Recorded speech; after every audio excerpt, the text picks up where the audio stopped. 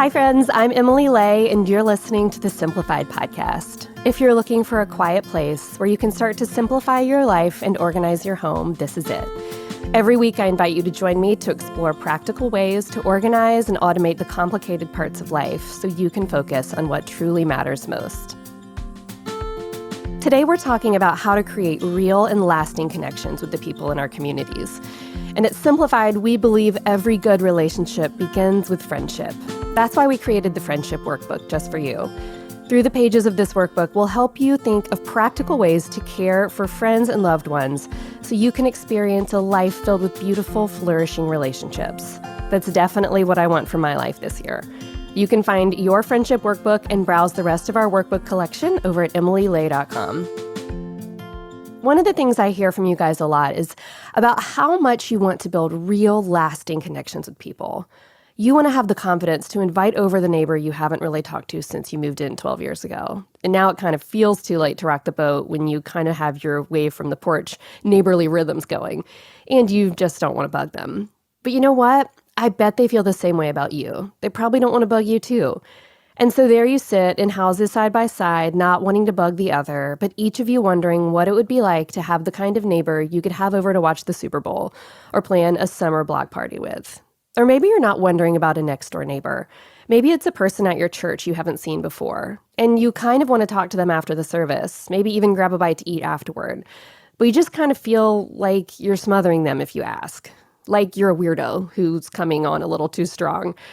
Or maybe you haven't been aware of any scenario lately where you could have interacted with someone new. Maybe everything just feels kind of stale. Maybe you work from home and you're not part of an organization that meets regularly, and your best friends are the people you work with, but those people also work remotely and are very much out of your state, and your family isn't nearby, and you and your husband are just kind of in the middle of the crown, and that's the extent of your social interaction lately. Maybe it feels so big and impossible to meet a new friend.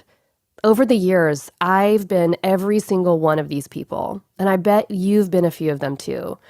And you know what each of those scenarios has in common? Fear. Fear that you're going to look silly for reaching out. Fear that you're going to get rejected by this person you don't know. Fear that you won't be able to be the kind of friend or neighbor you want to be. You won't be perfect, so you just don't reach out at all. But you know what? The risk is worth it. Connection is always worth it. And it's not nearly as big and scary and complicated as we think sometimes, even for us introverts, because connecting with someone else doesn't have to be perfect. It doesn't mean every meal is a lavish dinner party where we pull out all the stops. It can be very, very simple. A coffee, some takeout, or even as my guest Shannan Martin says, you can start with just a hello. Oh, I am the biggest fan of Shannan Martin, you guys. Do you know her? I bet a lot of you do, but for those of you who don't, I think by the end of this episode today, you're going to want to be friends with her too and go follow her at all the places. In her own words, Shannan is a mom, a wife, and a neighbor in Goshen, Indiana. She's a voracious reader, a wannabe gardener, a news geek, a thrift store stalker, a justice fighter, and an aficionado of not too spicy salsa, and a cook at a soup kitchen. She falls asleep most night thinking about breakfast, which is an energy I can get on board with.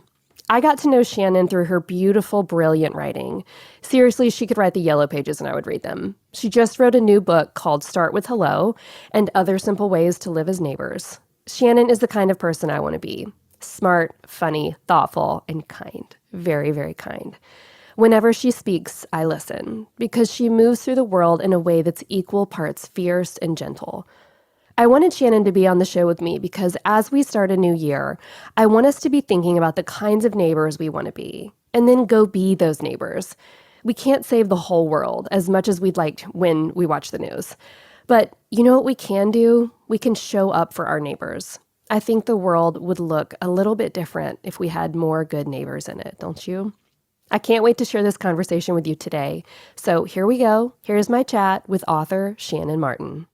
Well, hi, Shannan. I'm so glad that you're here. And just thanks for taking time to come and talk with us about this today. Thank you, Emily. I'm so happy to be here. Well, I have followed you and admired you for a long time, and I know a lot of our listeners have as well. But for anybody who doesn't know you, would you mind just telling us a little about you and what you do? Yeah, I'd love to. So I live in Goshen, Indiana, way up by the Michigan line with my husband, Corey. He's the chaplain of our county jail. And maybe we'll talk about that a little bit later. That kind of creeps into a lot of areas of our life in really beautiful and complicated ways. And then we have 3 teenagers still at home, a 17-year-old, a 16-year-old, and a 14-year-old. And then our oldest, Robert, is 28. He's out on his own in a nearby town. And I work as an author and a speaker. And I also work part-time as a cook at our community kitchen. So we make lunch for our neighbors 5 days a week, and I get to be part of that too. That's amazing. So, yeah, that's what I'm up to. That's incredible work. My family volunteered with a local organization last year. We're doing it again this Saturday that does something similar. And it was really like eye-opening and incredible. And we've enjoyed getting plugged in with them over the last couple of months, but that's awesome. Yeah. Well, I loved your book, The Ministry of Ordinary Places, and I actually had it on my nightstand for months, and I would read it like a little bit at a time because I didn't want to get through the whole book too quickly. Do you ever do that? Oh, yeah. Oh, I do it all the time. That's such a compliment. Thank you. I'm doing it with The Crown right now. Like, I just don't want it to end. Yes. Little bits and pieces. Yeah, I'm the same way. Totally. Well, I absolutely love your brand new book, Start with Hello. And I think it's one of the books that we really need right now. And I know that like reading this book, there were just so many times where I had to pause, like I said, and like take in what you said, go back and read it again, let it sink in. Mm-hmm.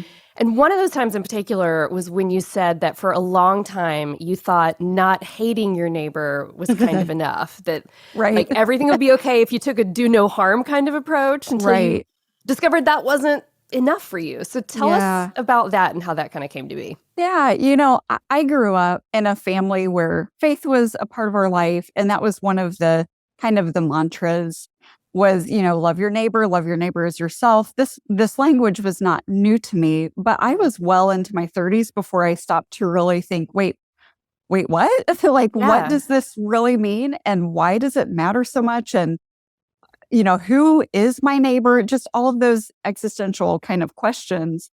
And there was a part of me, if I'm being honest, that felt like, well, okay, I don't really know my neighbors, but I don't hate my neighbors. Does that count? Right. It's like, can I check that box and say, as long as we're not hating people, does that count as love? Yeah. And I just don't think it does. I think it's a fine place to start. It's definitely great to not actively hate the people around us, but if we can't come closer to form some baseline of actual relationship and connection and really kind of getting to know each other, even in kind of just loose ways, we're just missing out. I think there's a difference between not hating someone and standing with them, through whatever it is they're going through. And so for the past 10 years, that's really the journey I've been on, is trying to figure out, what does this look like in everyday, regular life? Yeah. What does it look like for you? Like tactically, what does that look like? And if you're someone like me, so we've lived here 4 years, and I know some of our neighbors, like some better than others, but I can tell you the people who live across the street, I've waved at them and I've helped them catch their dog when it got out. But other than that, I don't know them super well. So what tactically does that look like, loving your neighbor? Well, first of all, I want to say helping find somebody's dog and just kind of loosely knowing who they are, that stuff counts. Yeah. And I'm such a fan of reminding people and myself, all those little things that seem like, they seem kind of inconsequential or like, well, that's no big deal. That's where every single relationship that we have right now began. I mean, every relationship we have begins with that little moment of recognition or just that simple hello. And so we shouldn't dismiss those things or throw them away. I mean, you've started, and that's a really great place to be. And it's never too late to say, okay, I'm just going to take it one little tiny step further and go from there. Because I think, when you say, what does it look like? What does it really look like? It looks like just living our actual lives in all of the chaos and complexity and, the mundane, all these aspects of our life that are really pretty universal. Yeah. It looks like continuing to do all these things that we're doing, but with just a little bit of extra intention that we want to know the people around us. And so we're going to be awake and aware to those opportunities as they come by. It doesn't mean that we have to always, go out and kind of drum up business with our neighbors. Although I'm honestly a fan of that, but I don't think that's a realistic starting point for most of us. And like you, I mean, there are neighbors that I know quite well, and there are neighbors I've lived here for 11 years, and there are people in my neighborhood who I don't know. So to think about kind of just forming those relationships and like, where do we start? We start by paying attention. Paying attention in the midst of everything else we have going on. And then when we see an opportunity to engage or to connect in some way, we're just ready for it, and we're a little more willing to take it.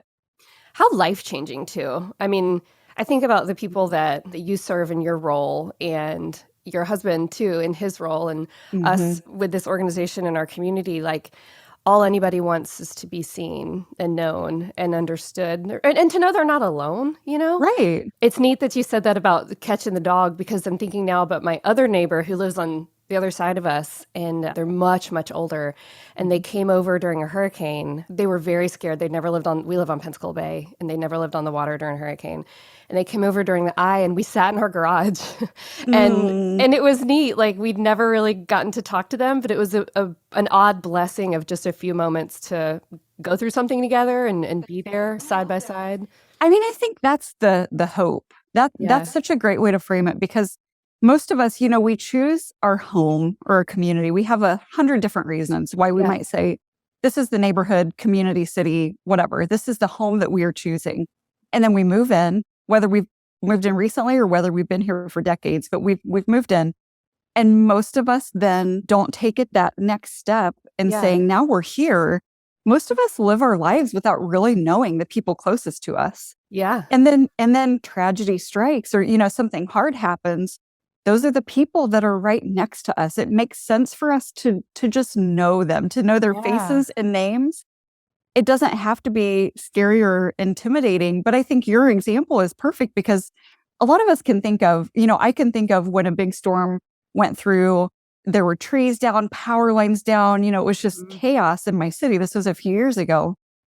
And the same thing, like, people are coming together with their chainsaws and just kind of that sense of solidarity. I think that's how most of us want to live, even if we haven't fully admitted that to ourselves, but to just look out wherever we are in our actual lives and say, I belong here. The people around me know me and I know them. Yeah. I love that. Now I'm thinking about the guy that walks his dog every morning and how I wave at him, but I've never stopped to say hi. But you've waved. You have that. I wave every day. You have that starting point. And Emily, I think this stuff is so important, because I have people like that in my neighborhood too. Yeah. It's like, if you went too many days without seeing him walk his dog, you would notice. Absolutely. And there's time every day. There's something really powerful to that. You are, even though you haven't taken it to that next step yet, you're seeing him. Yeah. And that's really powerful. That matters. It does. I love that. Well, since you decided to proactively love your neighbor and build like actual real connections with them, what would you say your life looks like now? Like, how does your spirit feel having taken that on? Man, I could talk about this for so long. There's a little overpass that kind of, we're living at kind of this fringe edge of our city. And so you go over this overpass and it kind of dumps you right into the neighborhood. Yeah. And all I can say is, and this has been for years now, but I come over that overpass and I just kind of exhale a little bit, like, okay, I'm home. And I've mentioned that here and there on social media or whatever. And a lot of people have said, like, I don't feel that way. Like, what are you talking about? And I think it's because we've kind of maintained the status quo of like, that's an extra thing that we don't need, or we don't need to do it. And so we don't do it. And over time, we're all a little disconnected and we're all a little lonely.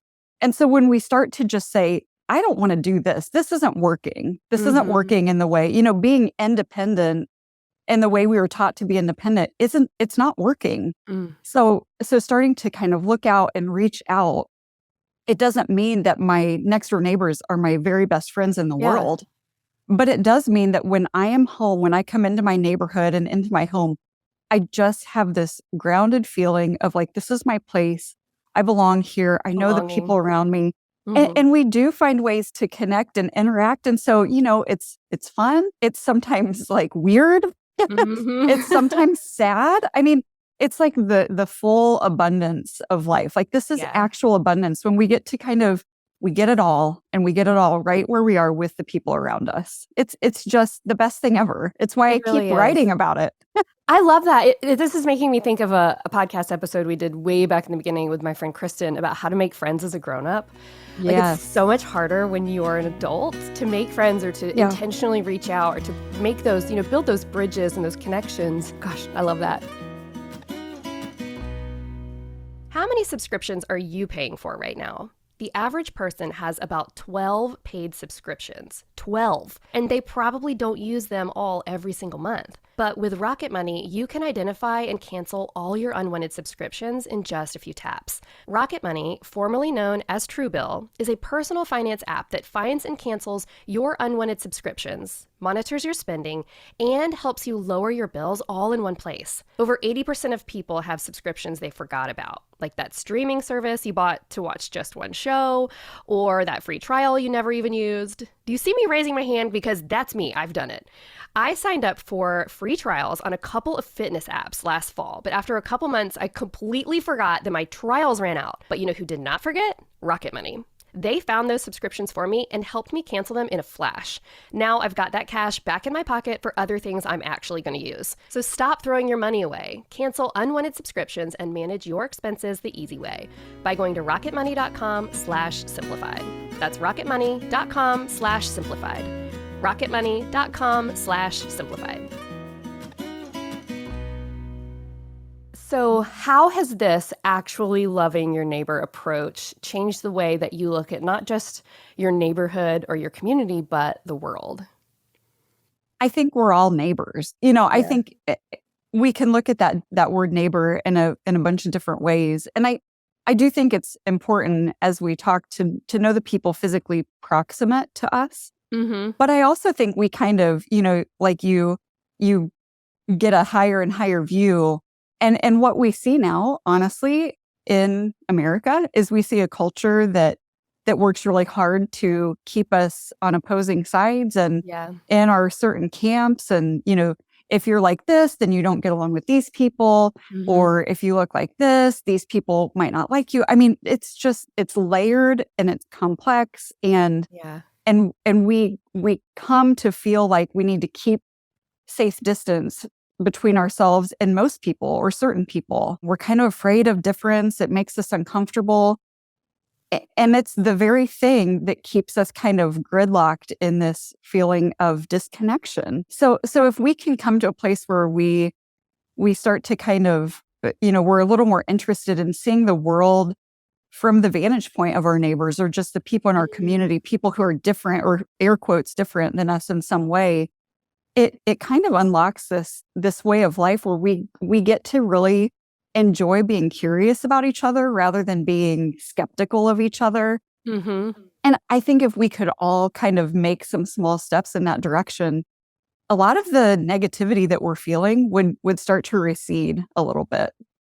I love that. And I also really appreciate the things that you share on social media. I know you don't always share the things that are the easiest to talk about. And I admire that a lot. And I think it encourages people to view the world or different situations from the vantage point or the viewpoint of their neighbors. Yeah. And I agree. I think that is so, so important as we build connections. Yeah. I mean, when I set out to start with hello, I knew I wanted it to be a really practical field guide for like, how do we do this, Shannan? Yeah. Like, tell us anything you've learned along the way. And so that's how I wrote it. But I also knew, my perspective continues to shift too over time because I am proximate neighbors with people who have really different lived experiences than I do. Yes. And I'm watching my kids grow. And I'm the white mom of 4 non-white kids, and I'm watching them move into and through the world. Yeah. And the ways the world kind of bumps against them differently. And so as we kind of put ourselves in our neighbor's shoe or, trying to see the world through their perspective, it changes us. And so I knew if I'm going to write a book about how to live as neighbors, I'm going to have to be honest about some of these hard things, because to not be honest about them would not be me being a good neighbor. It's like we have to look around and say, like, this isn't something that has been a struggle in my life. Right. But it is a struggle in your life. And it's now up to me to come close to you in that and to listen and to learn. If we kind of encircle ourselves with people who are mostly like us, we don't get that richness that we might have otherwise. And so, yeah, I'm just going to be that person that keeps kind of banging that drum and trying to do it in a way that's invitational, to try to say like, this is hard for, I mean, I recognize that most of the people I'm talking to and social media in particular are other white women. I mean, on paper, they might be women who are kind of more like me. And that's just the reality of it. And so I want to be someone who can kind of bring folks along. And it takes time, but I'm here for that. Do you think that we make connection more complicated than it has to be? Like, I know obviously we don't have to be best friends with everybody, but like, do you think we make the whole idea of it bigger than it needs to be? Totally. I love a Martha Stewart anything. Like, no shade on Martha Stewart here. I was devastated when I could no longer subscribe to her magazine. But I do think her and just those kinds of things have skewed our perspective a little bit on what connection needs to look like. Yeah. Oh, it doesn't need to be this impressive, entertaining affair. And in fact, if that's our goal, that's actually going to keep us apart from each other. That's going to kind of keep those walls up where, we might be impressing people, but when we impress somebody, all we're really making them feel like is, oh, I can't do that. Or, oh, I'm not enough. Like, it puts us in this weird headspace. So I am 100%, and I've learned this mostly through my actual neighbors who have welcomed me in very basic and normal and lowbrow, unfussy ways. That if we can like keep that bar as low as possible, it makes it easier. So we do it more often. It takes the pressure off. It kind of levels the playing field. We don't want to be about impressing. It's just not, it doesn't serve us well for that to be our perspective, but we have to do the work of dismantling that. And we have to kind of creep into that slowly maybe and say, okay, like I'm going to do whatever X, Y, and Z, and I'm going to do it in a different way. I'm going to do it in a way that's a little more realistic to who I am and what my actual life looks like. And in turn, that's kind of contagious. And then the people around us are like, okay, cool. She doesn't have it all together. Maybe I don't have to have it all together either.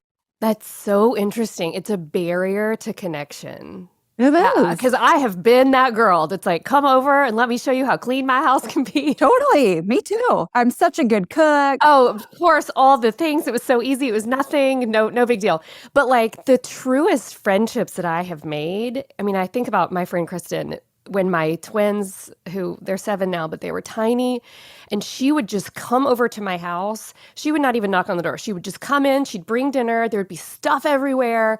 And it was just so lowbrow, like you said, and real and in the moment. And she became one of my best friends because it was just so Of course she normal. did. Yeah. Because she saw you as you actually are and as you actually lived, and she stuck around. It's like it didn't scare her off. Of course it didn't scare her off. Because when I'm welcomed into somebody's space and it's very lived in or, whatever, you feel comfortable. All I feel like is like, oh, okay. Yeah. Like we can do this. We don't have to polish ourselves up. Right. If we get too intent on doing that, it might work a time or two. It's like both you and I are saying, like, we've done that before. Yeah. But the problem is, once you do it and it works, then you got to do it again. Like, then you've set the expectation somewhere that, it's not realistic to our lives. But on the flip side, if we could get better at like, hey, what are you doing tonight? Like, do you want to come over tonight?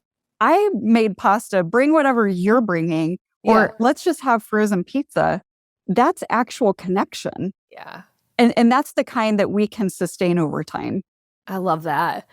So I have a question for you about being an introvert. Okay. I am an introvert. I think you are also an introvert. So how on earth do you balance making connections with people while also making sure that your tank stays full? Yeah. I talk a lot about this because people make the assumption that if I'm writing about these things, I must just be so natural at it and it must come so easily. And that could not be further from the truth. What I have learned is that my natural impulse is always going to be leave me alone. I know if I'm being super blunt. Same. That sounds terrible, but like, you get that knock at the door and I'm just being totally honest. My Same. impulse is always like, oh. No. But I have learned over time that when I am open to kind of unexpected things that happen in really ordinary ways, it just feels good. It brings belonging. It brings connection. So it's like we have to build this muscle memory where we know, and I do know now, like when that happens, I know that my impulse is not to want this, but I know that ultimately it is going to be like a good thing in my life. But like you said, I need lots of time in my house with my book in front of me with peace and quiet. I mean, it can be hard to come by, but I'm going to fight for it. Yeah. Because I need both. Like I've got to push myself past my own comfort in order to connect. Yeah. Before I learned to do that, I might have had more alone time, but I was also lonelier. Yeah. It's like this really delicate balance that we've got to try to figure out. So I am all about making space for what we need, but also being intentional about pushing ourselves past what might be kind of our knee-jerk response. I love what you said about muscle memory. It's like, it's going to feel uncomfortable at first. You just keep doing it and eventually it becomes life, It becomes life. And it doesn't mean that it's no longer awkward. Like this stuff always feels a little awkward for me, but what I know now is like, it's fine. We all feel a little awkward and we can all survive a little awkwardness. And what waits for us on the other side of just a little bit of awkwardness is actual connection. And that's worth it. It's just worth that little price. It totally is. Okay, so I have 3 rapid fire questions for you, but before we get to those, I have just one big question. How has keeping your eyes and your heart open to the actual people around you, not just on the internet, but but your flesh and blood neighbors, how has that made your life better? It has changed my life. Yeah. It has changed the way I see the world around me. It has caused me to be a person who pays attention better and who is more intent on finding what's beautiful and hopeful. Sometimes these relationships bring sorrow and grief and complexity and things that are uncomfortable. They can bring discomfort because that's what being a human means. Yeah. It's like we're all experiencing all these things, and when we experience them together, it lightens our load, but it also we get all of it. But as we kind of come closer to each other and live actual life together, there's just something about being part of that fabric that makes me a more hopeful person. It makes me quicker to believe that, I mean, I can go down all kinds of spirals of like, everything is terrible, but I also kind of know better. It's like things are rough for sure, but knowing that we're in this together, that we are looking out for each other, knowing that if I needed something right now on a regular weekday afternoon, there are people on both sides of me that I could turn to and say, hey, can you, I need a hand, asking for help. Yeah. Kind of learning to practice that a little bit more and show up needy. And it kind of creates this fabric of connection that I won't trade it for anything. That's amazing. I love that. Well, my 3 questions for you, these are going to be quick. So you just whatever comes into your brain, you just spit it out. Okay, I'm ready. Okay. What is your favorite no pressure way to have people over? Okay, favorite no pressure way is to say, do you want to come over tonight after dinner? Ooh, 7:00. Okay. Yeah. And I know phase of life, little kids, my kids are older, so maybe that's gotten a little easier, but to just say, make it spur of the moment, because then if we get rejected, which a lot of us are afraid of, that's uncomfortable. Yeah. But if that person is like, no, it doesn't work, it's like, well, okay, we knew it might not because it was super last minute. Yeah. But kind of eases the pressure for that. But then it's also you don't have to make dinner. Yeah. You can even say come in your yoga pants or your pajama pants. I say that whatever. to friends sometimes. Do not wear hard pants to my house. Yes. And it's a little more time limited. Yeah. So if we're trying to kind of build our capacity to do these things, yeah, then it's not oh my gosh, they're coming at 6 And it's a o'clock 3-hour event. yeah, what do we do? But if you say like, come at 7 and we'll watch this show together, or we'll play a game of cards together. We'll just sit at the table and talk and eat a bowl of popcorn while the kids run around or watch a movie or whatever. It's so special because it's so real. Like that's how we're living our lives. And we've got to make it easy on ourselves and the people around us that we will do it. I love that. I've actually never, ever thought of saying, come over after dinner. It's always been like, come over for dinner or for the, XYZ event, meal, whatever. That feels bigger than that. And it takes, you said it really well there. It takes the emphasis off of an event. Yeah. And then just makes it about like the actual connection. Yeah. And then you're like, they'll probably be here for an hour and a half or 2 hours, and then they're going to go home and go to bed. Like it makes it easier on so many levels, and it's a lot of fun. I love that. Some of my very, very best friends that I've made here in Pensacola, we moved back 4 years ago, happened because of a book club. Like it started as a book club, and it was like, hey, come over, at 7 o'clock after dinner and hang out for a little bit. We'll talk about books and school and kids and all the things. And it changed rather quickly from friends who talk about books to friends who show up with coffee when in a chainsaw when the hurricane hits, or someone is having surgery and there's a mail train. And it all started just because like, hey, let's just kind of get to know each other and talk about books. It started with hello. Yes, it did. It literally did. These things. That's the thing. All of these relationships, that's where they start. They start in these really unassuming places, and then sometimes they build. Yes. Sometimes they do, and it's amazing. And it starts with hello, and it continues with a yes, like saying. I remember when a friend asked me to join this new book club she was starting, and I was like, I don't really know these people, but I said yes, and then now they're some of my closest friends. So you get to that point where you're like, what book? What book? I don't even know what book we're reading right now, right? Right. We just want to hang out together, and this is our excuse. Right. I think the first book and probably the last one we read was Crawdads. And I don't think we've picked up a book since. But what is your go-to meal to entertain guests if you are having someone over for a meal? Mm-hmm. Yeah, soup. Soup is always a good idea. It's always soup. You can make it in the crock pot. You can throw it in. We had a season in our life where we invited folks. It was a really beautiful season, and I miss it in many ways.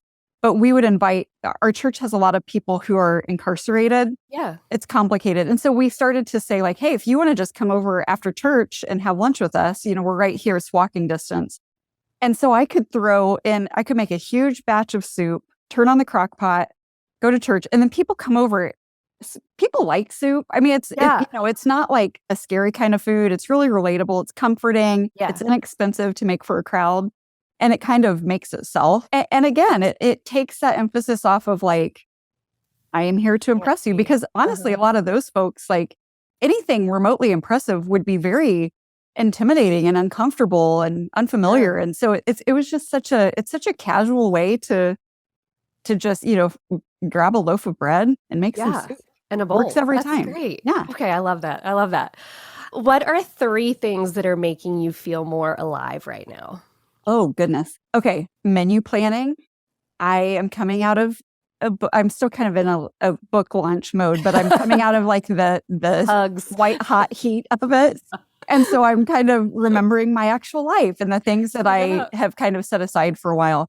And so having a plan in front of me, that's something that I enjoy. I know it's not everybody's jam, but for me, like going through my recipe binders, I'm like all into it and figuring stuff out, getting the groceries and just making space to cook for my family is super life-giving for me. I've missed it. Next, switching gears, if I'm being honest, I just binged season 3 of Love is Blind. Oh my gosh, my husband is like, do not watch that without me. It's on hold for us. I will not give any spoilers, but I told my husband Corey last week, all I want to do is sit in my bed and watch the whole season of Love is Blind. And he laughed like, ha.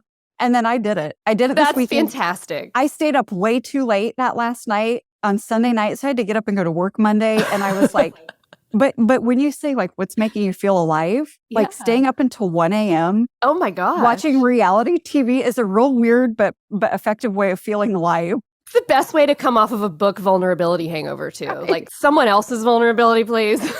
I was so into it, and I watched it all the way through. And then I was like, oh, crap. Now I've got to do like the internet deep dive. Like, I can't go to sleep yet. You can follow them all on Instagram. Right. So, yeah, highly recommend.